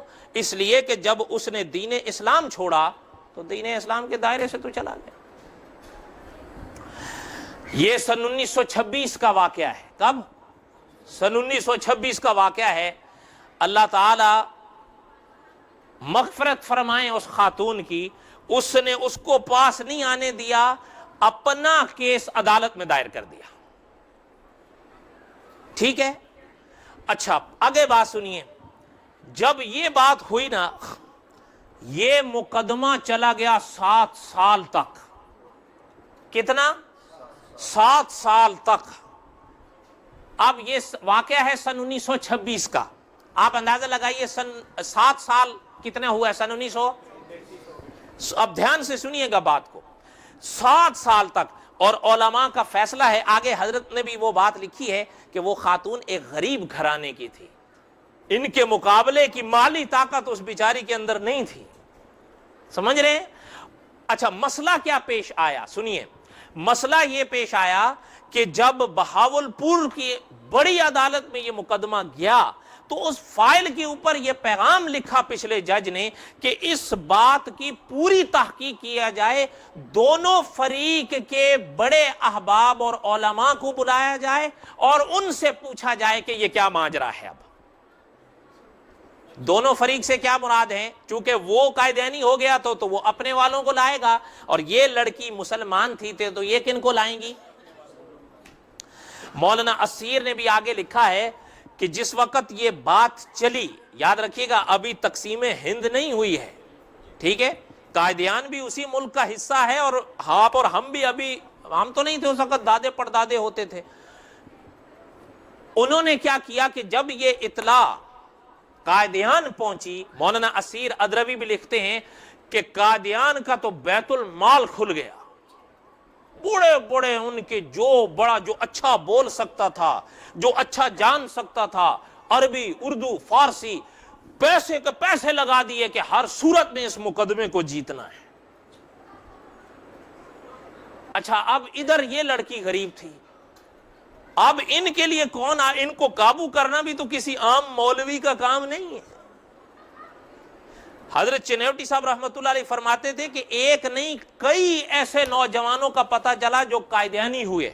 فرمایا ان کے پاس جب میں جا کر پوچھا کہ تم قائدینی کیوں ہوئے، کہتا تھا جی مجھے تو ایک آدمی نے میرے اوپر محنت کی، وہ میرا دوست تھا، اس نے محنت کی، میں نے اس کو کہا کہ آؤ میں آپ کو مولوی صاحب کے پاس لے جاتا ہوں، مولوی صاحب اگر لاجواب ہو گئے تو میں مان لوں گا تو سچا ہے، میں لے کے گر گیا ہوں اپنی مسجد کے مولوی صاحب نے، لیکن الٹا مولوی صاحب کیا کہتا ہے، مرزا قائدینی جھوٹا ہے، یہ ہے وہ ہے، وہ لانتی ہے، فلاں ہے، بس اس کے بعد وہ اس کی کسی بات کا جواب نہیں دے سکا۔ میں سمجھ گیا کہ یہ مولوی صاحب ہمارا جھوٹا ہے۔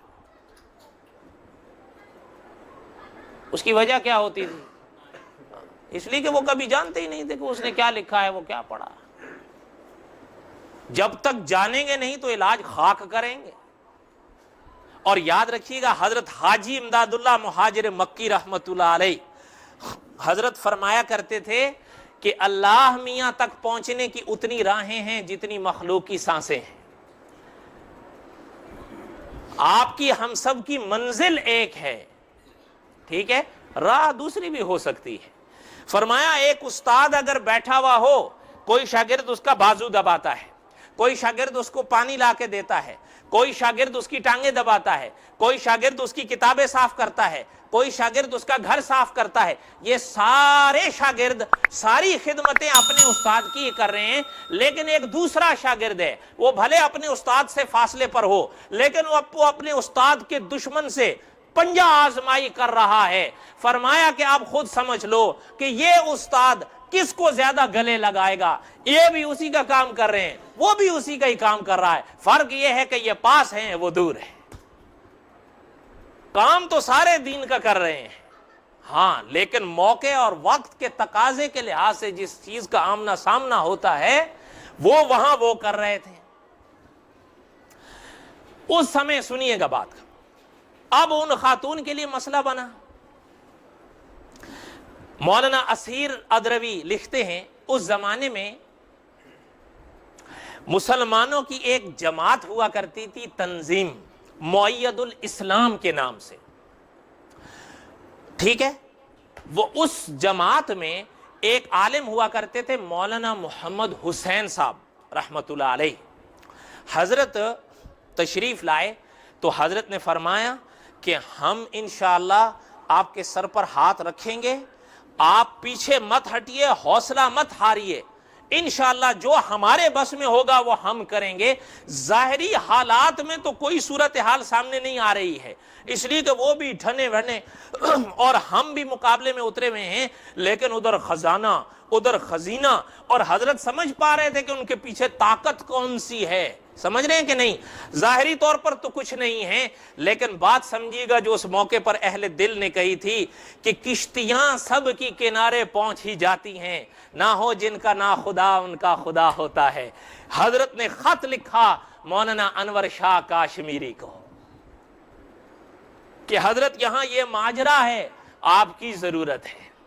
اور علماء فرمایا حضرت اپنی اس بواسیر کی بیماری سے دو چار تھے, میں نے شروع میں بتایا سیروں کے حساب سے خون آ رہا. حضرت نے وہ خط پڑھا اور سارا وہ منظر آنکھوں میں آ گیا.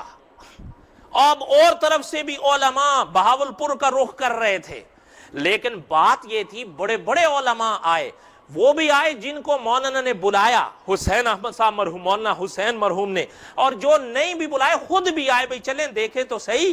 لیکن بات یہ تھی کہ مولانا اسیر لکھتے ہیں کہ عدالت کی نظریں اور وقت کی نظریں مولانا انور شاہ کاشمیری پہ رکے ہوئی تھی کہ حضرت آتے ہیں یا نہیں آتے.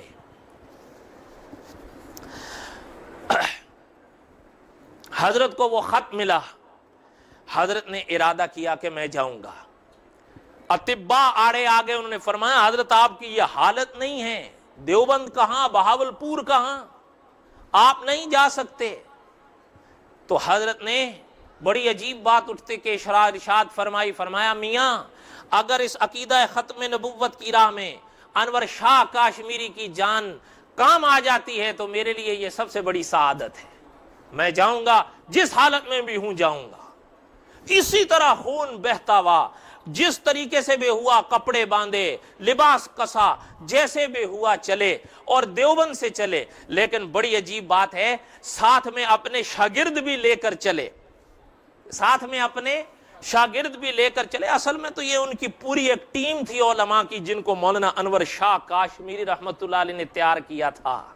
بڑی عجیب بات ہے, آپ نے نام سنا ہوگا سید عطا اللہ شاہ بخاری رحمت اللہ علیہ. حضرت کا ایک لقب بڑا مشہور ہے, کیا لقب تھا سید عطا اللہ شاہ بخاری کا؟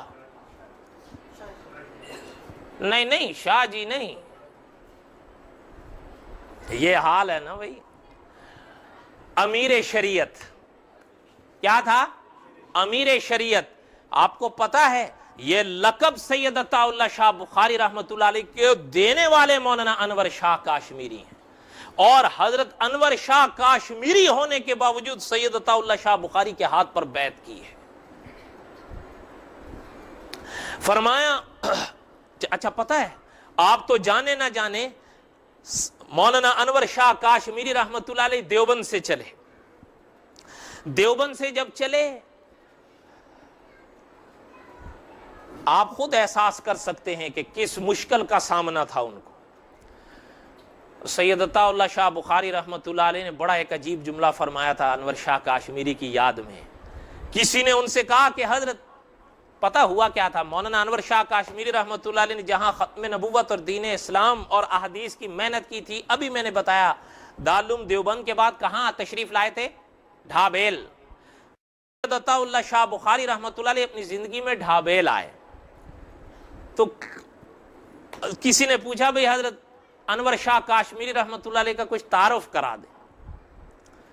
تو بڑے عجیب بات فرمایا میاں میں اپنے اندر یہ طاقت نہیں پاتا کہ انور شاہ کاشمیری کا تعارف کرا سکوں, جو اللہ نے ان کو مقام بخشا ہے. البتہ میرے دل میں جو الفاظ آ رہے ہیں وہ سنا رہا ہوں کہ انور شاہ کاشمیری رحمت اللہ علیہ کون؟ فرمایا انور شاہ کاشمیری رحمت اللہ علیہ وہ کہ صحابہ کا قافلہ جا رہا تھا, یہ پیچھے رہ گئے. یہ میرے نزدیک تو یہی تعارف ہے, میں ان کا جو سمجھا ہوں کہ جس شخص نے ختم نبوت کے لیے اپنی زندگی تک لٹا دی. آگے سنیے, حضرت دیوبند سے بہاولپور آئے, اب وہ عدالت میں مقدمہ شروع ہوا. جن علماء نے رد قائدانیت یا تاریخ قائدانیت پڑھی ہے وہ جانتے ہیں یہ مقدمہ آخری مرحلوں پر 7 سال پر مشتمل ہوا. جب یہ فائل گئی بہاولپور کی عدالت میں، اس وقت جج جو آ کر کرسی پر بیٹھے ان کا نام تھا محمد اکبر خان. ان کے پاس یہ مسئلہ آیا. حضرت نے فریقین کو بلایا. اب ادھر دعویٰ بھی ہے ادھر بھی یہ بھی مسئلہ ہے. ساری صورتحال جج کے پاس تھی کیونکہ مقدمہ کو نئے 7 سال ہو رہے تھے. اب ادھر سے قائدیانیوں کی طرف سے وہ ان کا بہت بڑا جانکار، بڑا وہ کرتا دھرتا تھا، جلال الدین شمس اس کا نام ملتا ہے. کیا شمس سے ایک بات انور شاہ کاشمیری رحمۃ اللہ علیہ کی اور یاد آئی، وہ بھی سن لیں. دارالعلوم دیوبند میں مولانا انور شاہ کاشمیری رحمۃ اللہ علیہ استاد تھے نا حدیث کے. حضرت جو درس دیا کرتے تھے وہ بعد میں کتابی صورتوں میں وہ تقریریں حضرت کی قلم بند ہوئیں. املا جسے کہتے ہیں، املا سمجھتے ہیں آپ نے دیکھا ہوگا جب آپ بچپن میں پڑھتے ہوں گے استاد بولتا ہوگا آپ لکھتے ہوں گے، اس کو کیا کہتے ہیں؟ ہاں، وہ مولانا انور شاہ کاشمیری رحمۃ اللہ علیہ کے ہاتھ کی لکھی ہوئی نہیں ہے، املائی ہے. مفتی تقی عثمانی صاحب نے لکھا ہے کہ ہم نے ان اکابر سے جنہوں نے مولانا کا درس سنا ہے نا، ان سے خود سنا ہے کہ ان کتابوں میں مولانا کے درس کی جو چھلک ہے نا وہ صرف 25% تک آ سکی ہے. اور شیخ الحدیث مولانا ادریس کاندلوی رحمۃ اللہ علیہ مولانا انور شاہ کاشمیری کے شاگرد تھے. حضرت نے لکھا ہے، یہ بھی بتا دوں، حضرت نے لکھا ہے کہ مولانا انور شاہ کاشمیری رحمۃ اللہ علیہ کے درس کو دکھایا نہیں جا سکتا، ہاں صرف بتایا جا سکتا ہے. کیوں؟ کچھ چیزیں دیدنی ہوتی ہیں اور کچھ چیزیں. مولانا درس دے رہے تھے اور درس بھی بخاری پر، اور طلبہ نے فرمایا کہ وہ بڑا عجیب و غریب درس تھا. مولانا اپنے حال میں آئے ہوئے تھے اور بخاری کا درس، تو درس جاری کرتے کرتے کرتے بس حضرت نے تقریر روک دی اور فرمایا بھائی میاں شمس بھائی چلے گئے ہیں لہٰذا اب آپ لوگ بھی جاؤ، باقی درس آئندہ. اور وہ طلبہ سب ادھر دیکھنے لگے بھائی ادھر بھائی شمس کون ہے. تو ہو کیا گیا تھا کہ سورج غروب ہو گیا تھا، تو شمس سورج کو کہتے ہیں. تو حضرت نے فرمایا بھائی شمس چلا گیا تو لہٰذا آپ لوگ بھی جاؤ. تو حضرت کا ایک مزاج ہوا کرتا تھا. اور پتہ ہے میں نے ابتدا میں یہ بات تو عرض نہیں کی، ابھی یاد آئی ہے مجھے ابتدا میں یاد بھی نہیں آئی. مولانا انور شاہ کاشمیری رحمۃ اللہ علیہ کو جنہوں نے دیکھا ہے نا، وہ علماء فرماتے ہیں کہ کوئی شخص حضرت کے چہرے کو نظر بھر کے نہیں دیکھتا تھا، بس ایک ڈر سے کہ کہیں اس چہرے کو نظر نہ لگ جائے. حضرت علماء نے فرمایا ہے کھلی پیشانی، سفید سرخ رنگ اور چہرہ باریش اور آنکھیں موٹی موٹی اور اس پر سفید لباس. اور حضرات فرماتے ہیں جن علماء نے ان سے پڑھا کہ سر پر کبھی سبز پگڑی باندھتے تھے اور کبھی سفید پگڑی باندھتے تھے، بس ایسا لگتا تھا کہ سنت کے لباس میں ایک فرشتہ بیٹھا ہے. حضرت آئے، جلال الدین شمس ان کی طرف سے تھا. اس کا نام اس لیے بتا رہا ہوں کہ آگے ایک بات آئے گی وہ سنیے گا. علماء فرماتے ہیں جب حضرت آئے، مفتی شفیع صاحب رحمۃ اللہ علیہ نے اس کٹہرے میں بیان دیا. اب میں وہ تفصیل چھوڑتا ہوں چونکہ مولانا اسیر نے بھی لکھا ہے کہ سب کی نگاہیں انور شاہ کاشمیری پہ اٹکی تھی، حتیٰ کہ جج کی بھی نگاہیں جو اکبر خان صاحب تھے وہ جاننا چاہتے تھے کہ حضرت کیا کہتے ہیں. اور پورے ہند سے لوگ آئے ہوئے تھے کیونکہ یہ اب ایک فردی مقدمہ تو نہیں بنا تھا، اب تو ایک ملکی اور ایک قومی بن گیا تھا. حضرت آئے کٹہرے میں. علماء فرماتے ہیں کہ اکبر خان نے مولانا کو دیکھا. حضرت جب کٹہرے میں آئے ہیں، آپ خود سوچئے اس بیماری کے عالم میں، لیکن علماء مورخین مولانا اسیر ادروی نے بھی لکھا ہے کہ جو کٹہرے میں بولے ہیں 5 दिन उस मुकदमे पर बोले हैं। उस हजरत के बयान की तलखीस की गई। तलखीस समझते हैं ना आप? हाँ, तलखीस करके भी वो मुश्किल से 60 सफ़ात में समा सका है। और बड़ी अजीब बात है, उलमा फरमाते हैं कि जब हजरत बोले वहां खत्म नबुव्वत पर और रद्द मिर्जाइयत पर 5 दिन और 5 मौजू हजरत ने रखे थे। और उलमा फरमाते हैं अकबर खान साहब जो जज थे वो बस मौलाना को देख रहे थे कि मौलाना क्या कह रहे हैं, और बोलते जा रहे हैं, बोलते जा रहे हैं। अब हजरत फरमाते हैं एक हाल तारी था मौलाना अनवर शाह काश्मीरी पर, और जैसे ही यकीन जानिए, ये बात यहाँ किताबों में नहीं मिलेगी, मैं आपको बता रहा हूं बावजू बैठा। उलमा फरमाते हैं हजरत कटहरे से बाहर आए तो हजरत ने उसको देखा जो जलालुद्दीन शम्स खड़ा था, जो मिर्जा कायदेनी का दिफा कर रहा था। हजरत ने उसका हाथ पकड़ के कहा, जलालुद्दीन शम्स सुनो, अगर तुम्हारा अब भी यही अकीदा है कि मिर्जा कायदेनी पर तुम्हें कोई शक है, अगर तुम्हें उसके कुफ्र में शक है, उसके कुफ्र में शक है, उसके कुफ्र में शक है, मैं तेरा हाथ पकड़ के कहता हूं एक बार कह दे कि तुझे उसके कुफ्र में शक है, मैं यहां खड़े में तुझे उसे दोज़ख में जलता दिखा दूंगा। उसने हाथ छुड़ा लिया। उलमा फरमाते हैं हाथ छुड़ा के कहने लगा, अगर आप दिखा भी देंगे उसको मुझे जलता हुआ दोज़ख में, मैं कहूंगा ये इस्तिदराज है। क्या है? इस्तिदराज है। इन्नका ला तहदी मन अहबब्ता वलाकिन्नल्लाह यहदी मन यशा। हिदायत के फैसले अल्लाह के यहाँ हैं। यकीन जानिए जो उलमा उस अदालत में मौजूद थे वो कहते हैं खुदा की कसम वो बदबख्त था जलालुद्दीन शम्स, अगर वो उस वक्त हजरत को कह देता, हजरत उस हाल और मकाम में उतरे हुए थे कि मिर्जा कायदेनी को रोशन दोज़ख में दिखा देते।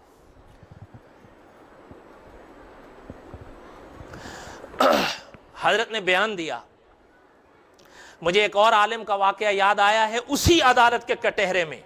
आज लोग उनके नाम को भी शायद नहीं जानते, खासकर अवाम तो नहीं जानती, और तकरीरें सुनने वाले तो बिल्कुल नहीं जानते। मौलाना अबुल वफा शाहजहानपुरी, आपने सुना है कभी नाम उनका? काश मुझे वक्त होता मैं आपको सुनाता उनका, लेकिन फिर बात मौलाना अनवर शाह काश्मीरी की रह जाएगी, इसलिए मैं छोड़ता हूं। बस दुआ करें कि अल्लाह ताला उनकी कब्र को नूर से भर दें। मौलाना अबुल वफा शाहजहानपुरी रहमतुल्लाह अलैह की मुस्तकिल अपनी तारीख है। पता है बाद के कई हजरात बस सिर्फ उनकी नकल करते रहे तकरीरों में, कई हजरात उनकी नकलें करते रहे, लेकिन मौलाना असीर अदरवी लिखते हैं फिल हकीकत मौलाना की नकल कोई नहीं कर सका है। अल्लाह ने जो उनको मलका बख्शा था वो उन्हीं का था। लेकिन मैं एक बात कह नहीं सकता अब कहे बगैर, वो वक्त जिनके पास दुनिया खड़ी होती थी मौलाना अबुल शाहजहां को सिर्फ हाथों हाथ सुनने के लिए, असल में सीरतुन नबी पर बहुत उम्दा बोलते थे, बेमिसाल बोलते थे। हत्ता कि मौलाना असीर ने लिखा है अगर हिंद में कहीं भी सीरतुन नबी का जलसा होता था, कोई जलसा मौलाना अबुल वफा शाहजहानपुरी के बगैर बेरौनक समझा जाता था।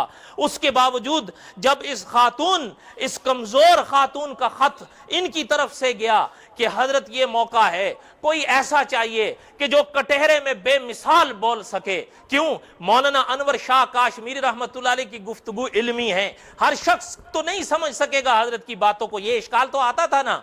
अब हजरत ये मसरूफियात, लेकिन यकीन जानिए हर चीज तक दी। वहां से सीधा बहावलपुर आए, और बहावलपुर में आने के बाद पूरा 1.5 साल इस एक मुकदमे पर काम किया।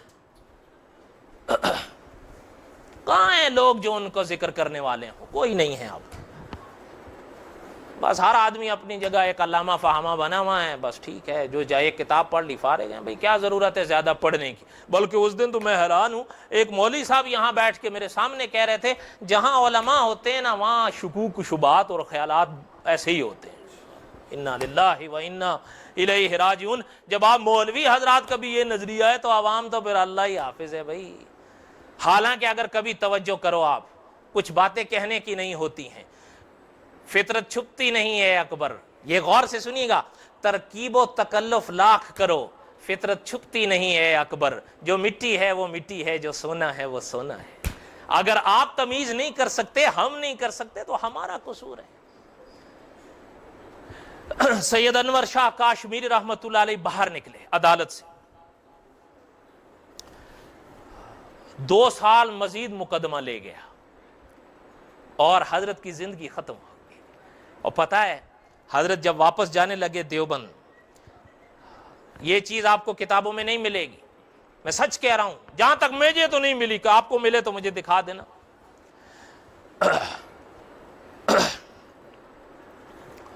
حضرت نے ان علماء سے فرمایا کہ میں واپس جا رہا ہوں دیوبند، ابھی تو یہ مقدمہ جاری رہے گا، اگر تو میری زندگی میں یہ مقدمے کا فیصلہ ہو گیا تو مجھ تک اطلاع آ جائے گی، اور اگر نہ آیا، میری زندگی میں اس مقدمے کا فیصلہ نہ ہوا، تم علماء میں سے کوئی آئے تو میری قبر پر اس مقدمے کا فیصلہ سنا کر جائے۔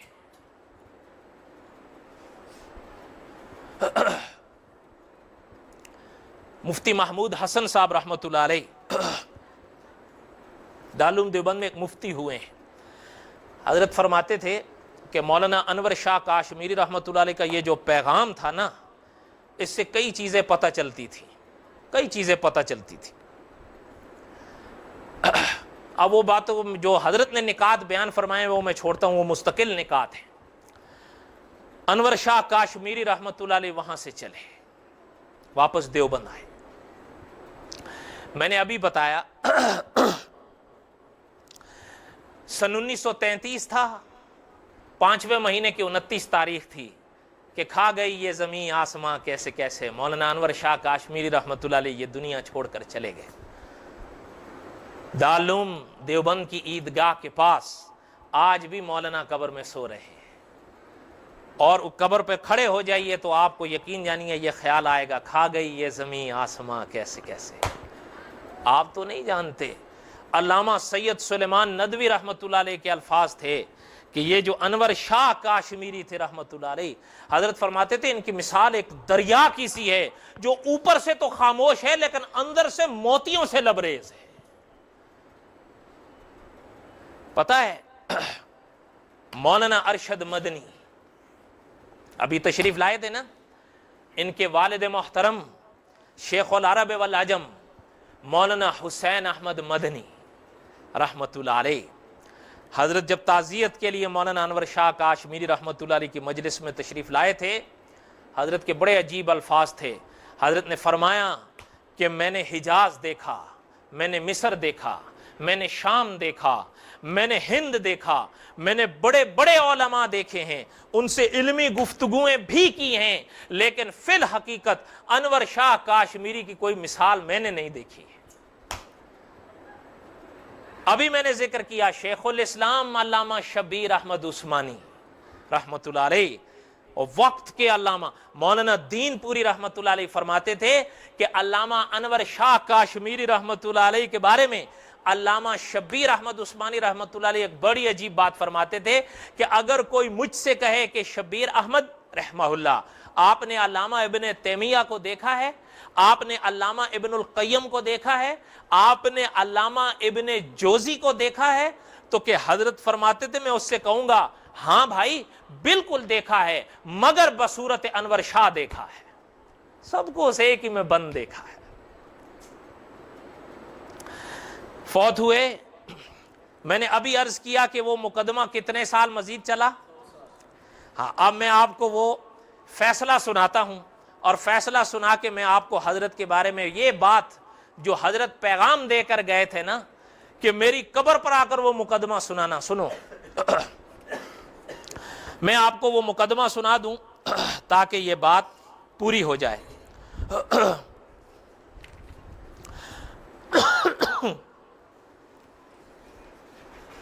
آپ درود شریف پڑھ لیں۔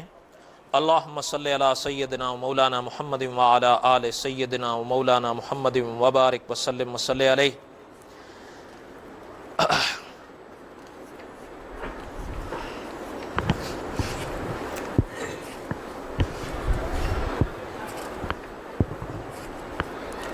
میں نے تو کئی چیزیں ترتیب دی تھیں، بہرحال وقت تو اسی میں ہی گزر گیا، تو آخری چیز سنا دیتا ہوں تاکہ یہ بات پوری ہو جائے. لا الہ الا اللہ. عدالت میں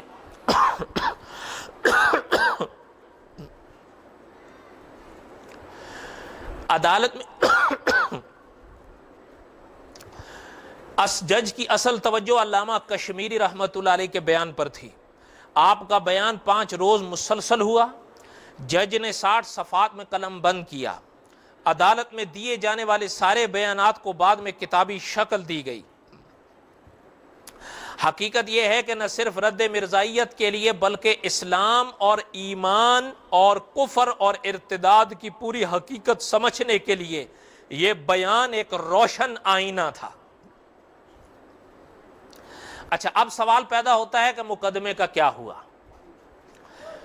اس کی پوری تفصیل سے واقفیت حضرت لکھتے ہیں اس وقت ہوگی جب مفصل فیصلہ پڑھا جائے جو عدالت کی طرف سے 7 فروری سن 1935 کو دیا گیا. مولانا انور شاہ کاشمیری رحمۃ اللہ علیہ کی وفات کب ہوئی؟ سن 1933 5واں مہینہ 29 تاریخ. اور فیصلہ کب دیا گیا؟ یعنی تقریباً 2 سال کے بعد. اچھا، حضرت لکھتے ہیں کہ اسی زمانے میں وہ مقدمہ اردو ترجمے کر کے شائع کر دیا گیا تھا اور وہ مقدمہ 152 صفحات میں چھپا تھا. اس کا خلاصہ سنیے. جب عدالت نے عائشہ خاتون کے حق میں فیصلہ سنایا تو فوراً اس کی نقل لے کر اردو ترجمہ کیا گیا.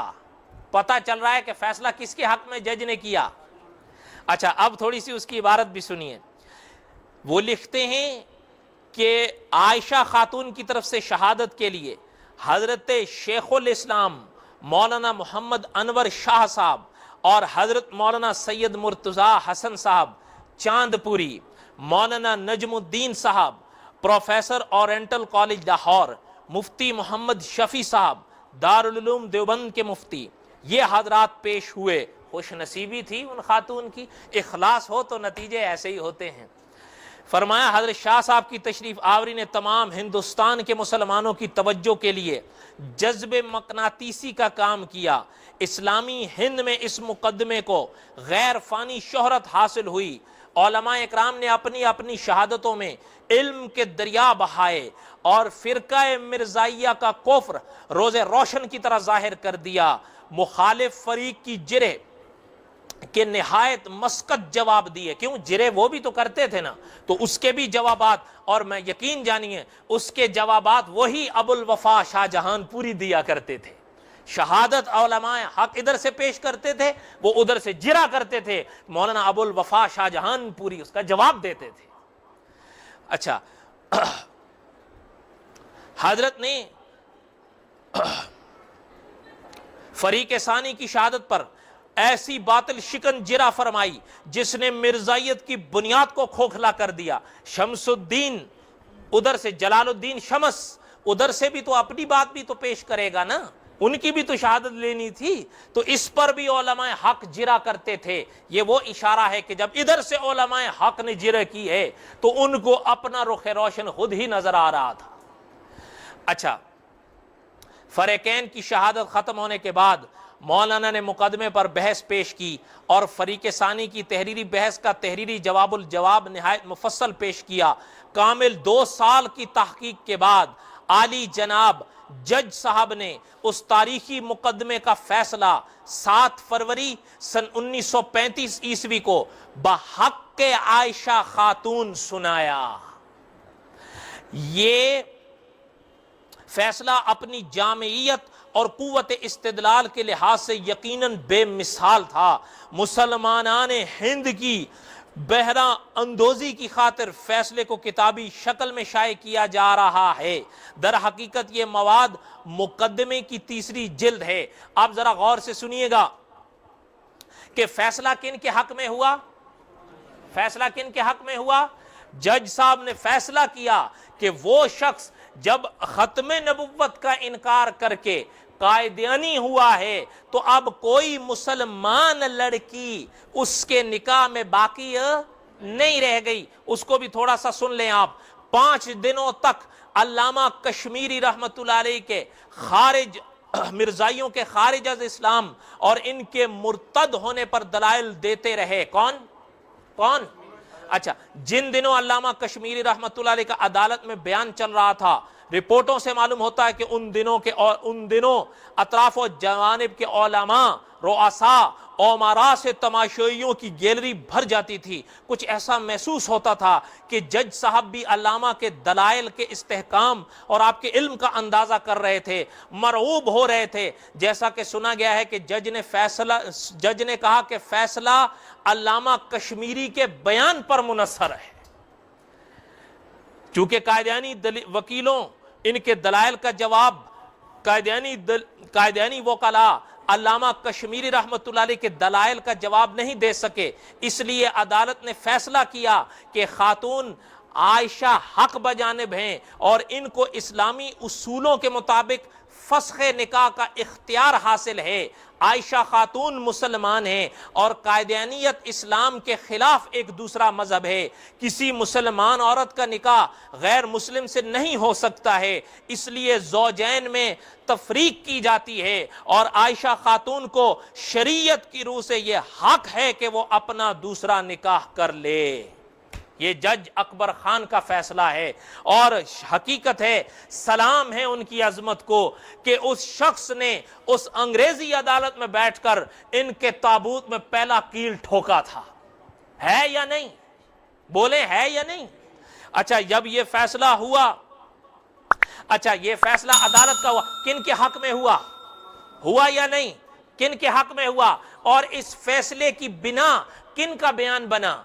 अल्लामा अनवर शाह काश्मीरी रहमतुल्लाह अलैह के हजरत ने क्या वसीयत फरमाई थी कि अगर मेरी जिंदगी में ये फैसला हो गया तो मुझ तक इतला आ जाएगी, अगर ना हुआ तो क्या करना, मेरी कब्र पर आकर मुझे इस मुकदमे की खबर देकर जाना। आप उस वक्त के उलमा से पूछिए, उस जमाने की तारीखें उठाइए। बहावलपुर में एक मौलाना मोहम्मद सादिक बहावलपुरी हुआ करते थे, किसी से पूछ के देखिए। हजरत वहां से बहावलपुर से चले देवबंद आए, दारुल की ईदगाह पर आए और वहां से मौलाना अनवर शाह रहमतुल्लाह अलैह की कब्र पर खड़े हुए, आंखों से आंसू बह निकले। फरमाया, हजरत मुबारक हो, अल्लाह का शुक्र है, अल्लाह ने आपकी मेहनत को कबूल फरमाया, आपकी मेहनत रंग लाई, वो फैसला आपकी मंशा के मुताबिक हुआ है। वसीयत पर अमल किया नहीं किया? वसीयत पर अमल किया नहीं किया? कोई बात समझ में भी आई है? अच्छा, अब हकीकत कुछ आपके पल्ले पड़ी है कि ये होते हैं उलमाए हक। क्या होते हैं? उलमाए हक। सबको एक लाठी से नहीं हांको, सबको एक लाठी से नहीं हांको कि जहां उलमा होते हैं वहां फितने होते हैं। नहीं, जहां उलमा नहीं होते वहां फितने होते हैं। नहीं समझ में आ रही है बात? तरकीबो तकल्लुफ तो लाख करो, फितरत छुपती नहीं है अकबर। जो मिट्टी है वो मिट्टी है, जो सोना है वो सोना है।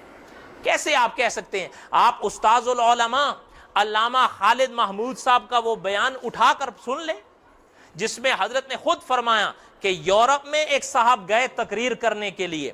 उनसे एक आदमी ने एक मसला पूछा कि मुझे तवाफ करते हुए दुआएं नहीं आती, क्या करूं?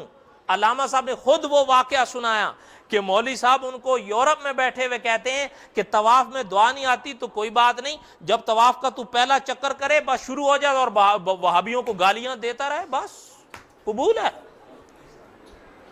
उन्होंने कहा, हजरत मेरा ये क्या कह रहे हैं आप, तवाफ और गाली, मेरा तवाफ कबूल हो जाएगा, मैं बख्शा जाऊंगा।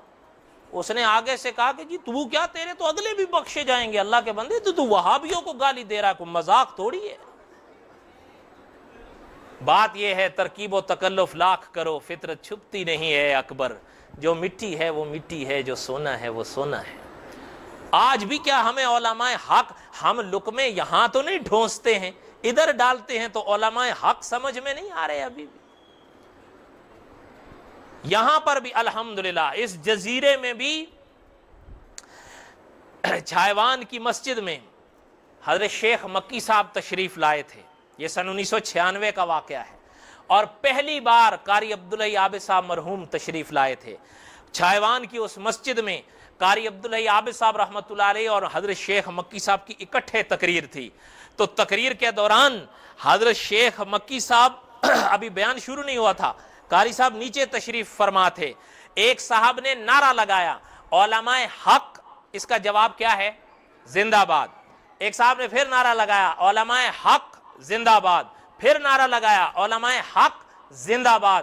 قاری عبدالحی عابد صاحب رحمۃ اللہ علیہ نے اس مسجد کے دامن میں بیٹھ کر یہ بات کہی, یہ نعرہ لگایا علماء دیوبند, اس کا جواب کیا ہے؟ علماء دیوبند, اس کا جواب کیا ہے؟ پھر علماء دیوبند. اب اس موقع پر قاری عبدالحی عابد صاحب نے فرمایا علماء حق ہیں ہی علماء دیوبند. اب اس کے بعد فیصلے خود کر لو. ادھر ٹھونستے تو نہیں ہو نا, ادھر ٹھونستے ہیں ہم سب. یہ ٹھونسنا آتا ہے لیکن یہ بات سمجھ میں کہ جی پتہ ہی نہیں چل رہا ہے کہ یہ صحیح کہہ رہا ہے وہ صحیح کہہ رہا ہے. ابھی بھی سمجھ میں نہیں آ رہا ہے کہ کیا سچ ہے کیا جھوٹ ہے.